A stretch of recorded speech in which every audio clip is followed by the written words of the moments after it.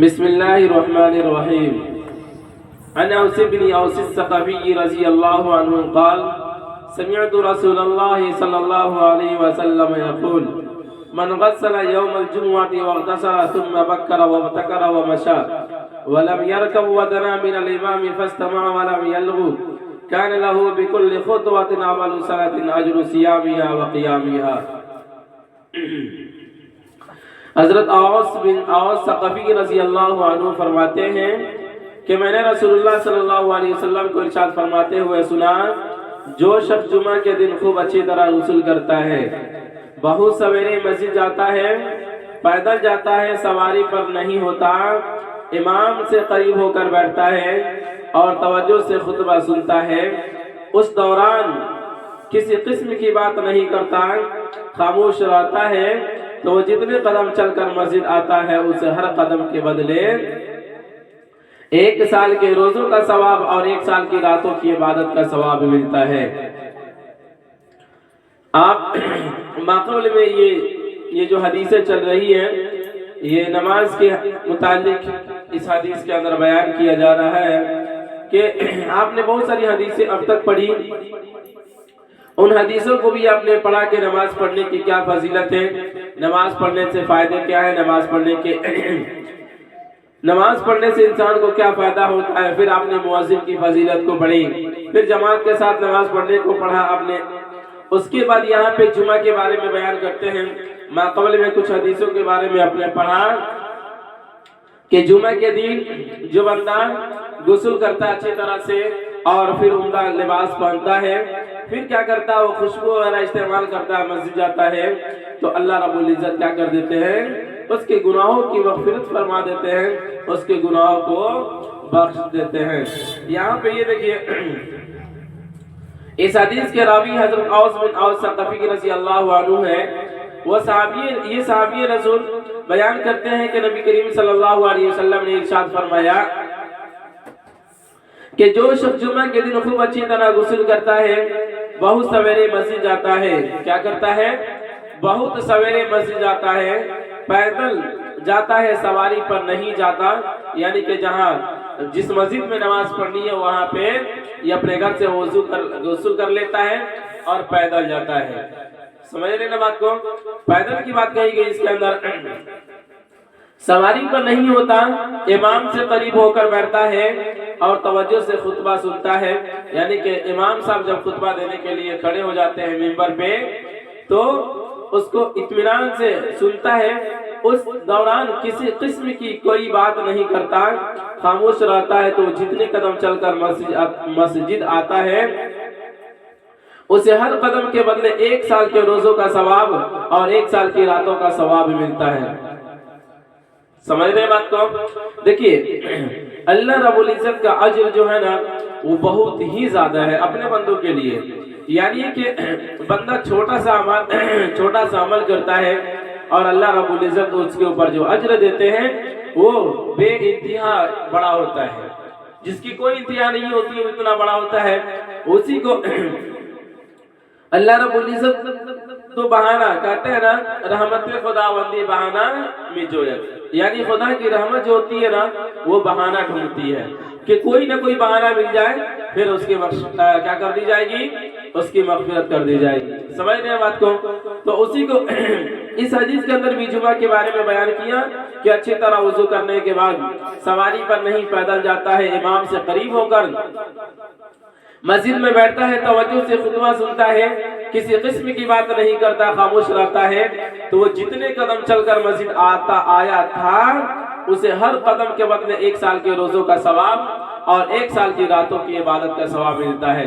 یعنی 1 سال اگر روزہ رکھے گا تو اس کا ثواب اس کو صرف 1 جمعہ کے دن میں اتنا عمل کرنے کی وجہ سے اس کو دے دیا گیا۔ سمجھ رہے ہیں؟ اور 1 سال کی راتوں کی عبادت کا ثواب بھی اسے ملتا ہے، یعنی سال بھر وہ رات کے اندر جو عبادت کرے گا اللہ رب العزت کی، تو اللہ رب العزت جمعہ کے دنوں میں اس طرح کے پابندی کرنے والے بندوں کو اتنا عنایت کر دیتے ہیں۔ سمجھ رہے؟ اسی کو یہاں پہ کہا اور 1 سال کی راتوں کی عبادت کا ثواب ملتا ہے۔ اگلی حدیث دیکھتے ہیں، عن عبداللہ بن عمر رضی اللہ عنہ عن النبی صلی اللہ علیہ وسلم قال: من غسل واغتسل وغدا وابتكر ودنا فاقترب واستمع وانصت كان له بكل خطوة يخطوها اجر قیام سنۃ وصيامها۔ حضرت عبداللہ بن عمر رضی اللہ عنہ سے روایت ہے کہ نبی کریم صلی اللہ علیہ وسلم نے ارشاد فرمایا کہ جو شخص جمعہ کے دن اچھی طرح غسل کرتا ہے، بہت سویرے جمعہ کے لیے جاتا ہے، امام کے بالکل قریب بیٹھتا ہے اور خطبہ توجہ سے سنتا ہے، اس دوران خاموشی سے رہتا ہے، تو وہ جتنے قدم چل کر مسجد آتا ہے اسے ہر قدم کے بدلے سال بھر کی تہجد اور سال بھر کے روزوں کا ثواب ملتا ہے۔ دیکھیے یہاں بھی اسی چیز کو یعنی کہ جمعہ کی فضیلت کے بارے میں بیان کیا کہ جمعہ کے دنوں میں بندہ اگر کوئی اعمال کرتا ہے تو پھر اس کے اوپر اس کو کیا اللہ اجر دیتے ہیں اس چیز کو۔ لیکن یہاں پہ راوی الگ ہے، مختلف ہے۔ اگلی اوپر والی حدیث میں راوی جو تھے حضرت اوس بن اوس ثقفی رضی اللہ تعالیٰ عنہ تھے، اور یہاں پہ راوی جو ہے حضرت عبداللہ بن عمر رضی اللہ عنہ راوی ہے۔ سمجھ رہے بات کو؟ تو اس حدیث کے اندر بھی اسی چیز کو ذکر کیا گیا کہ انہوں نے فرمایا کہ نبی کریم صلی اللہ علیہ وسلم نے کوئی ارشاد فرماتے ہوئے سنا کہ جو شخص جمعہ کے دن اچھی طرح غسل کرتا ہے، کیا کرتا ہے؟ اچھی طرح غسل کرتا ہے، بہت سویرے جمعہ کے لیے جاتا ہے۔ یعنی بہت سویرے کا مطلب کیا ہوتا ہے کہ اذان ہونے سے پہلے چلی جائے نہیں، چونکہ آپ پڑھے ہیں کہ جب اذان ہو جاتی ہے یعنی کہ جمعہ، پچھلے والی حدیث میں آپ نے پڑھا کہ فرشتے کیا ہوتے ہیں جمعہ کے دن وہ دروازے پہ کھڑے ہو جاتے ہیں اور رجسٹر لے کر کھڑے ہو جاتے ہیں، پھر جو بندہ جس ترتیب سے جاتا ہے اس ترتیب سے کیا ہوتا ہے اس کو ثواب ملتا ہے۔ یعنی کہ جو پہلے جاتا ہے اسے اونٹ صدقہ کرنے کا ثواب ملتا ہے، پھر اس کے بعد گائے صدقہ کرنے کا ثواب ملتا ہے، جس کو آپ نے وہاں قبل میں پڑھا ہے۔ سمجھ رہے؟ تو بہت سویرے جمعہ کے لیے جاتا ہے، امام کے بالکل قریب بیٹھتا ہے اور خطبہ توجہ سے سنتا ہے، اس دوران خاموش رہتا ہے، تو وہ جتنے قدم چل کر مسجد آتا ہے، ہر قدم کے بدلے ہر قدم کے بدلے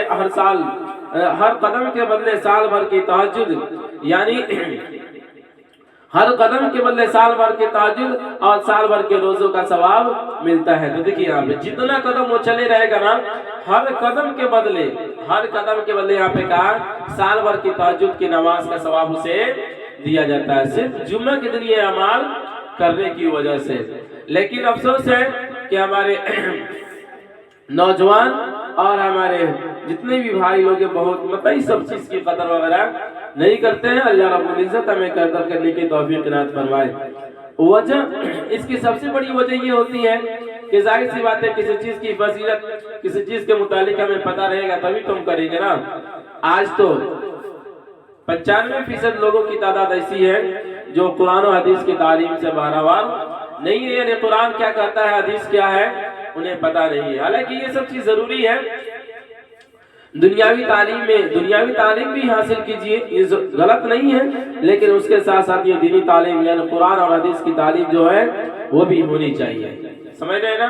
تب نہ جا کر پتہ چلے گا آپ کو کہ اللہ رب العزت کی خوشنودی کس چیز میں ہے، اللہ رب العزت کب خوش ہوتے ہیں اور کب ناراض ہوتے ہیں۔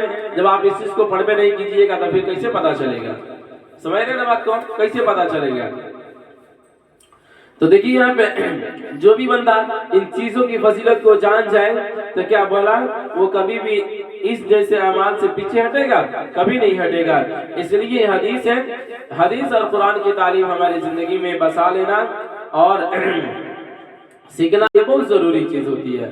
آپ ایک حدیث بھی ہے کہ طلب العلم فریضۃ علی کل مسلم و مسلمہ، یعنی کہ علم کا طلب کرنا ہر مسلمان مرد و عورت کے اوپر کیا ہے بابو؟ فرض ہے۔ سمجھنے بات کو؟ تو اتنا تو ہونا چاہیے کہ حلال کیا ہے حرام کیا ہے، پھر اللہ رب العزت کی خوشنودی کیا، اللہ کا حکام کیا ہے، نبی کی حدیث، نبی کی کیا کہتے ہیں فرمان کیا ہے، ان تمام چیزوں کے علم تو ضرور ہونا ہی چاہیے۔ اگر اتنا نہیں ہوتا ہے تو پھر افسوس کی بات ہے، ہمیں حاصل کرنے کی ضرورت ہے۔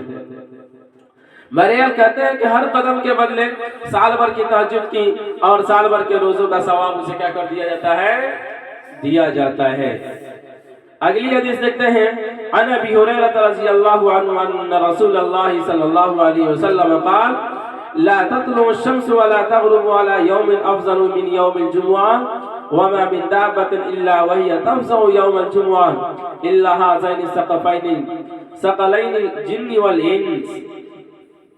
حضرت ابو ہریرہ رضی اللہ عنہ سے روایت ہے کہ نبی کریم صلی اللہ علیہ وسلم نے ارشاد فرمایا کہ سورج طلوع غروب والے دنوں میں کوئی بھی دن جمعہ کے دن سے افضل نہیں. یعنی جمعہ کا دن تمام دنوں سے افضل ہے.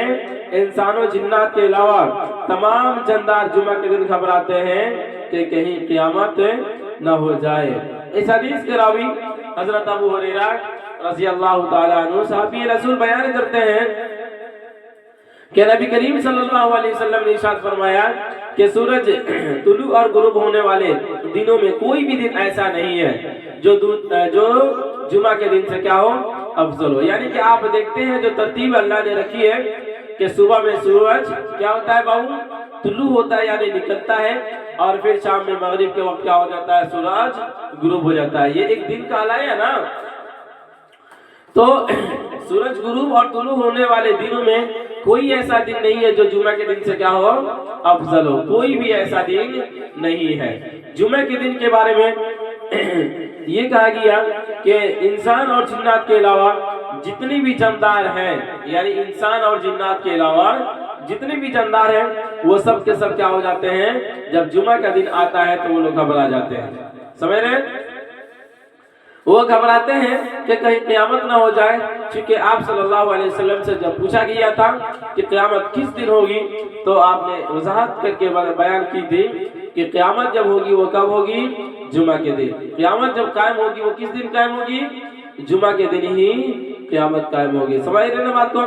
اسی لیے انسان اور جنات کے علاوہ جتنے بھی جاندار ہیں وہ سب کے سب جمعہ کے دن گھبراتے ہیں کہ کہیں قیامت نہ ہو جائے. قیامت ایک ایسی چیز نہیں ہے. قیامت بہت دردناک اور بہت ہولناک چیز ہے. جب آپ اس کا مطالعہ کریں گے اس کے بارے میں جانیں گے نا تو دل دہل جائے گا. سمجھ رہے ہیں؟